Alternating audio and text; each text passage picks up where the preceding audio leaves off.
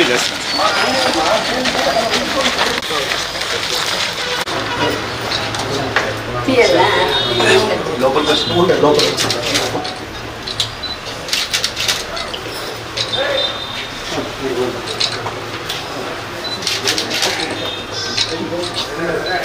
Square feet అదే మాది TF 20 bathrooms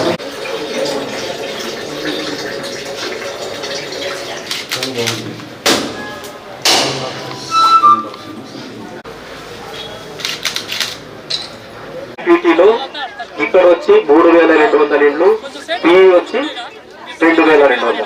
so total గా 5500 ఇళ్ళు సార్. ఇక్కడ ఏమంటే సార్, అందరికీ నేను ప్రధానమంత్రి ఆవాస్ యోజన అర్బన్ లబ్ధిదారులకు అందరికీ ప్రత్యేకంగా అభినందన తెలియజేయదలుచుకున్నాను. ఎందుకంటే కేంద్ర ప్రభుత్వం నరేంద్ర మోడీ గారి ప్రధానమంత్రి అయిన తర్వాత 2015 సంవత్సరంలో ప్రధానమంత్రి ఆవాస్ యోజన అర్బన్ కార్యక్రమాన్ని తీసుకొచ్చి ఈ కార్యక్రమం కింద 4 కోట్ల ఇళ్లను మంజూరు చేసి ఈ దేశంలో నెచ్చిన గూడు లేని పేద ఉండకూడదనే ఉద్దేశంతో ప్రతి ఒక్కరికి లబ్ధి చేకూర్చాలనే లక్ష్యంతో ఇవాళ ఇళ్ల నిర్మాణానికి శ్రీకారం చుట్టింది. దాంట్లో భాగంగా మన ఆంధ్రప్రదేశ్ కూడా 22 లక్షల ఇళ్లను పట్టణ ప్రాంతాల్లో ప్రధానమంత్రి ఆవాస్ యోజన అర్బన్ కింద ఇవ్వడం జరిగింది.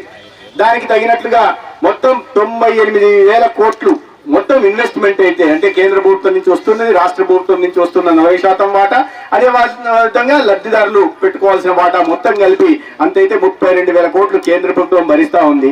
ఈ పథకంలో 40% రాష్ట్ర ప్రభుత్వం భరించాల్సింది. అయితే దురదృష్టవశాత్తు నేనేదో రాజకీయంగా విమర్శలు చేయదలుచుకోలేదు కానీ కేంద్ర ప్రభుత్వం తన వాటాగా 1,80,000 అక్కడి నుంచి మంజూరు చేస్తే రాష్ట్ర ప్రభుత్వం కూడా 40% వాటా ఇవ్వాల్సింది. కానీ దురదృష్టవశాత్తు 5 సంవత్సరాలు 100%లో ఒక్క పైసా కూడా వాటా తమ రాష్ట్ర వాటా ఇవ్వాల.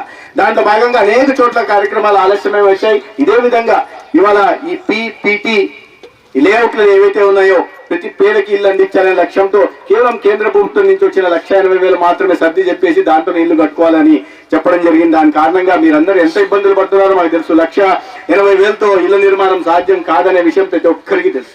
రాష్ట్రం తన వాటా ఇవ్వాల్సింది ఇవ్వలేదు.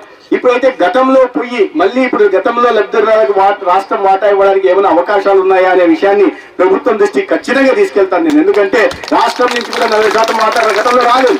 ఇప్పుడు ఖచ్చితంగా ముఖ్యమంత్రి గారి మీద సుదీర్ఘంగా చర్చించారు. ఇటీవల మంత్రి కూడా సమీక్ష చేసి దీని విధంగా ఎన్నున్నాయి. ఎందుకంటే 22 లక్షల ఇల్లు పట్టణ ప్రాంతాల్లో మంజూరయ్యాయి. మీరు రుణం ఇస్తున్నారు, మా పీడీ గారు చెప్తున్నారు, దానిపైన చేతుల్లోంచి డబ్బులు పెట్టుకుని కొత్తగా ఇల్లు నిర్మించుకోవాలా వాళ్ళ వాటర్ భాగస్వామ్యంతో, అంటే చాలా కష్టమైన పని. బట్ ఇప్పుడున్న పరిస్థితుల్లో ఈ విధంగా ఉంది. దానికి టైం లైన్స్ కూడా పెట్టారు, ఈ లోపల కంప్లీట్ పూర్తి చేసుకోవాల్సిన ఉద్దేశంతో.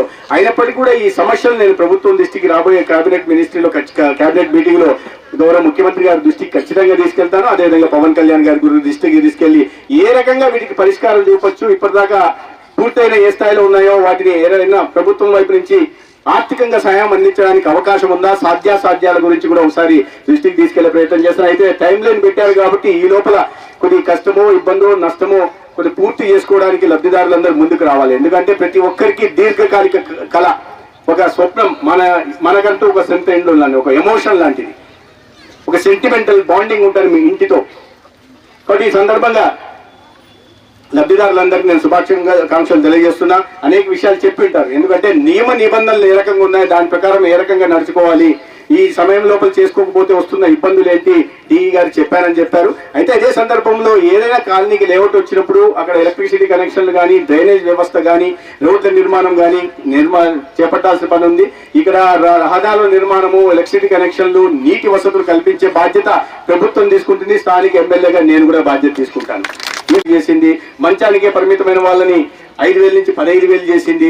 ప్రతి నెల గతంలో వాలంటీర్లు లేకపోతే పెన్షన్లు ఇంటికి అందవు అని ఒక ప్రచారం ఏదైతే చేస్తున్నారో దాన్ని బట్టబయలు చేస్తూ కేవలం సచివాలయ ఉద్యోగుల ద్వారానే ప్రతి ఇంటి తలుపు తట్టి 1వ తేదీ సెలవు అయితే ముందు రోజు సాయంత్రం లోపలే ప్రతి ఇంటికి పెన్షన్ ఇచ్చే ప్రయత్నం చేస్తుంది. అదేవిధంగా ఉద్యోగ ఉపాధి అవకాశాలు కల్పించడానికి 16,005 సంవత్సరాలు మనం వెయిట్ చేశాం డిఎస్సి కోసం. 16,500 ఉద్యోగాలకి డిఎస్సి నోటిఫికేషన్ వెంటనే ప్రభుత్వం ఇవ్వడం జరిగింది. ఇవన్నీ కాకుండా అన్నం సబ్సిడీ మీద అన్నం పెట్టడానికి అన్నా క్యాంటీన్లు గతంలో ప్రభుత్వం తీసుకొస్తే దాన్ని మూసి మన కడుపు కొట్టే ప్రయత్నం గత పాలకులు చేశారు. వాటిని దృష్టిలో పెట్టుకుని చంద్రబాబు నాయుడు గారు మళ్ళా అన్న క్యాంటీన్ తీసుకొస్తే దానికి పవన్ కళ్యాణ్ గారి డొక్క సీతమ్మ గారి పేరు సజెస్ట్ చేసి ఇవాళ 203 అన్న క్యాంటీన్లని మళ్ళా రాష్ట్ర వ్యాప్తంగా ప్రారంభించుకోవడం జరిగింది. మన ధర్మవరం పట్టణంలో కూడా 2 ముఖ్యంగా ప్రధానంగా ఆసుపత్రి పక్కన కూడా ఒక అన్న క్యాంటీన్ కూడా తెరవడం జరిగింది. ఈ రకంగా అనేక సంక్షేమ పథకాలు ఏవైతే ఉన్నాయో వాటిని గతంలో అందుతున్న వాటిని అందిస్తూ కొత్తగా తీసుకొచ్చిన హామీల మేరకు అందించే ప్రయత్నం చేస్తున్నారు. అయితే 15,000 అవుతుంది, కొంచెం లబ్ధిదారులు కూడా పెట్టుకోవాలి అని. ఏదైనప్పటికీ కూడా